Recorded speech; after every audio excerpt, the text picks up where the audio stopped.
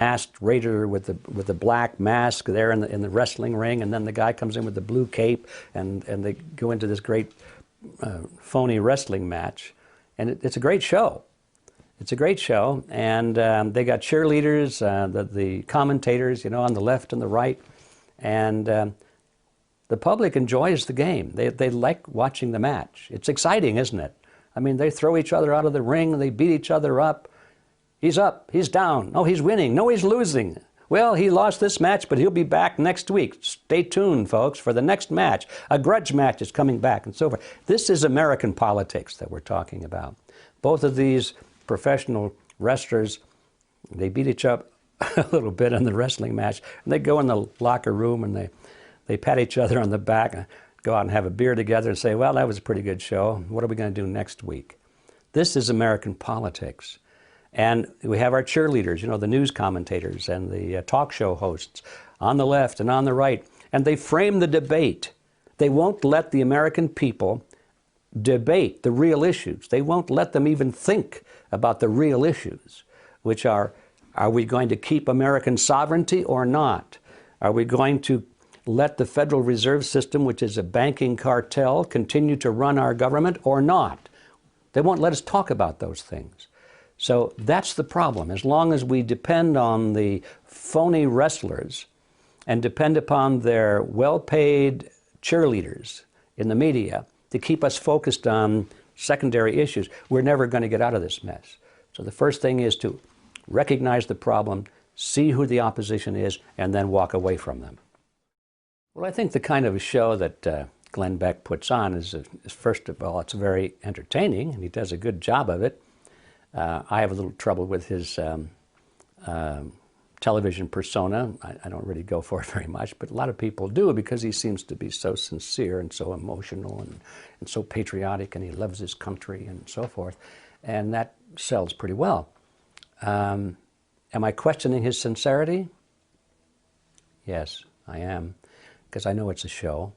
And I know that if he were really as concerned and patriotic as he presents himself to be, he would be exposing criminal activity on the right as well as on the left. Then I would know he was sincere. But because he is so well-defined right down the middle, he attacks only those on the left and lets everybody on the right get off scot-free. I know that this is a phony wrestling match. We have to realize that the Fox News network is part of the Rupert Murdoch empire. And like so many of the other great media centers, like ABC, CBS, NBC, they're all in the hands of members of the Council on Foreign Relations. Murdoch himself is a member of the Council on Foreign Relations. So what does that tell you? It tells you that there is an agenda. These people have an agenda, and they boast of it. It's not hard to find out what it is. The agenda is world government. The agenda is world government based on the model of collectivism. So we know that Murdoch would not allow a consistent program or movement within his network channel to exist unless it furthered, at least in his mind in some way, it furthered that agenda. So we know that this is a rigged game to start. So how does that fit?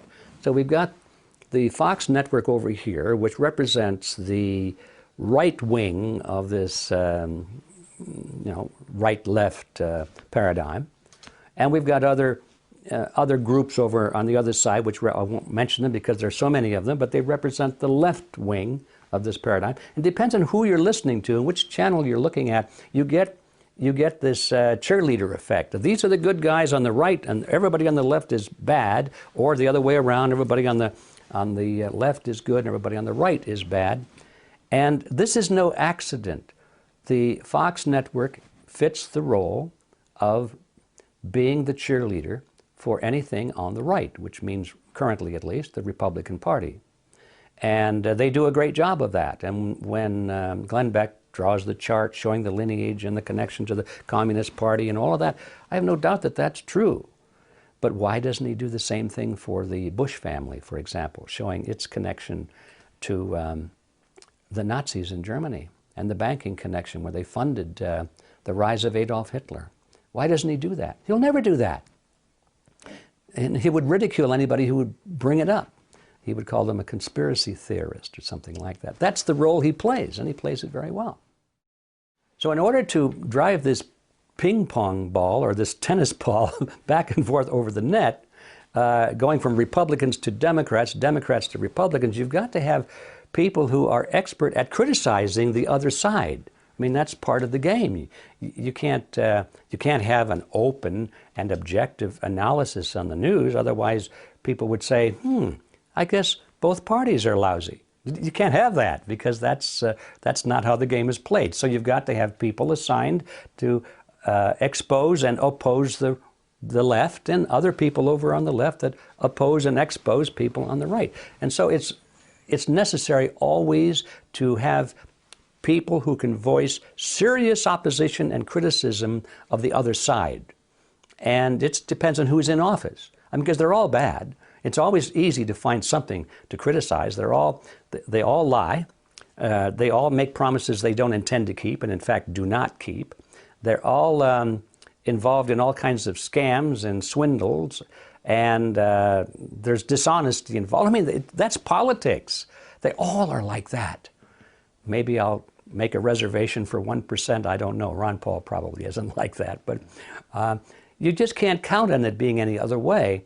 And so it's easy when one party is in power, they give them a little honeymoon time to let it be known that, no, they're not going to change anything. And then the other side ramps up and says, oh, look what they did, how bad they are.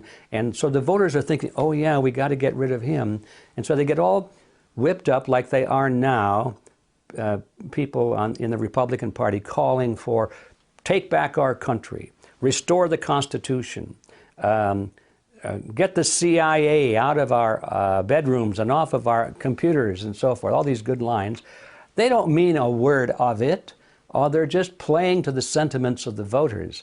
And so all they want to do is bring now the next Republican candidate forward, and people won't even look too closely at the Republican candidate because they'll be so filled with contempt and hatred for the Democrat, I mean for Mr. Obama. They'll say, I don't care who we put in, anybody would be better than that. Of course, that's how Obama got in. They said, well, I don't care about Obama. I don't care what you say. Anybody would be better than Bush. And this goes back and forth. And Bush got in, well, anybody would be better than Clinton.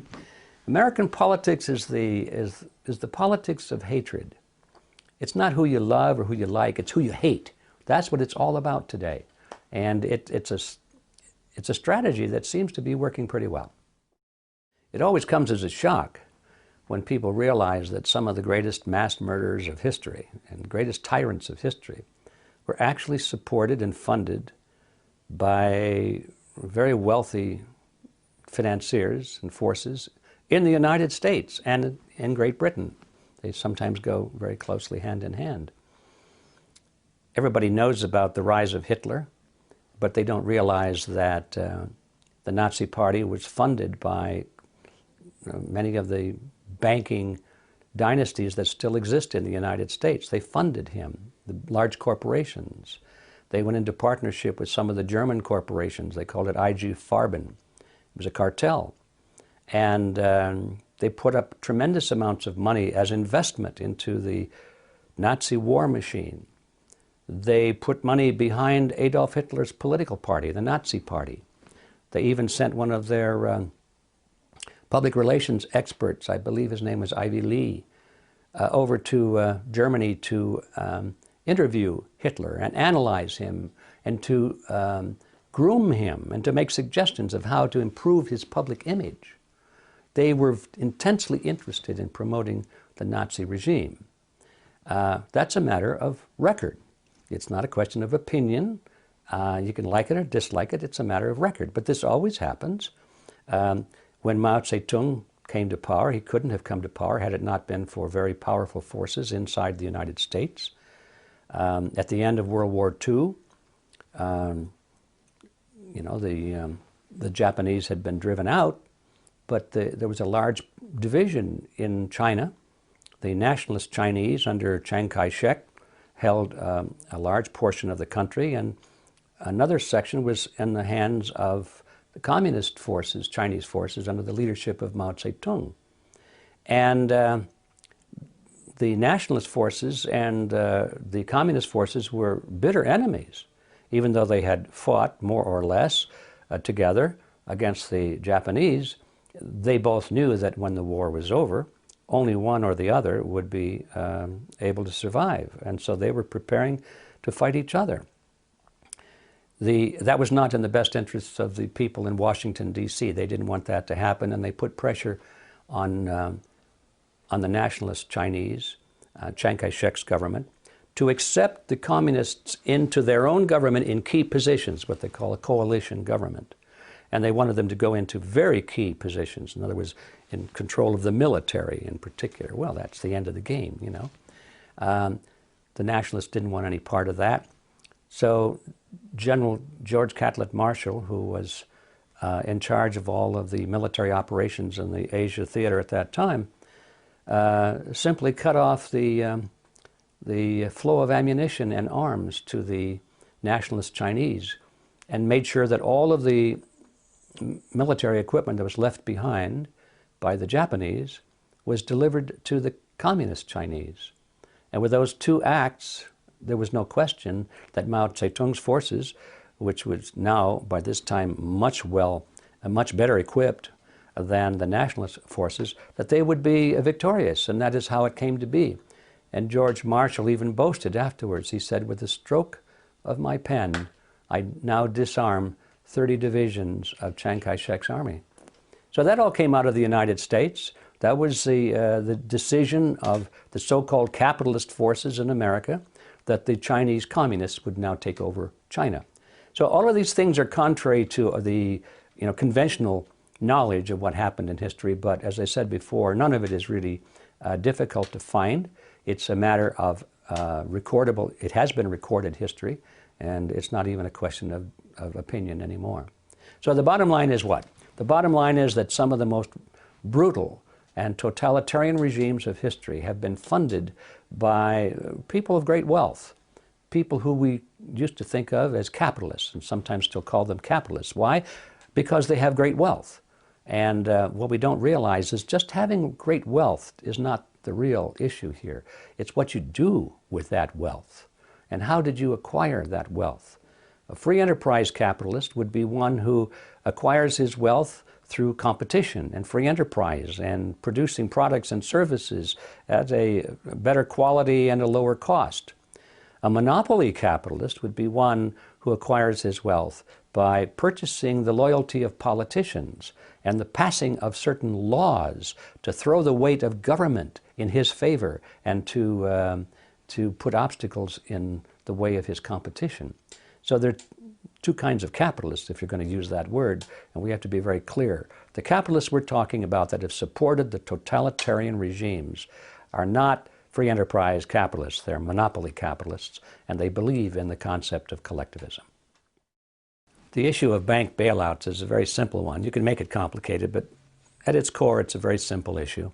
And that is that the banks who own the Federal Reserve System, it is a cartel of banks, have great influence over our federal government. And when the banks got in trouble and were about ready to go bankrupt, most of them, if you looked at their balance sheets, they were technically bankrupt because they had made so many bad loans to third world countries or large corporations, and these countries and corporations were no longer able to continue paying interest on these loans. The bank was coming to the point where they had to write these loans off as bad loans. That would have destroyed the banks. They would have gone under. They were going out of business. So they went to their friends in Washington and they said, look, we need to save America. They didn't say we need to save the banks. They said, we need to save America. If the banks fold, well then who knows what will happen. America will go down. And so their friends in Congress voted these billions and finally trillions of dollars to make all of this happen, to bail out General Motors and Ford and various countries and the banks themselves. And it was offered to the American people as a great move on behalf of America. This is how we were going to save America, by saving the banks. it almost worked, except for the fact that by this time, enough people were aware of the game. They knew that the Federal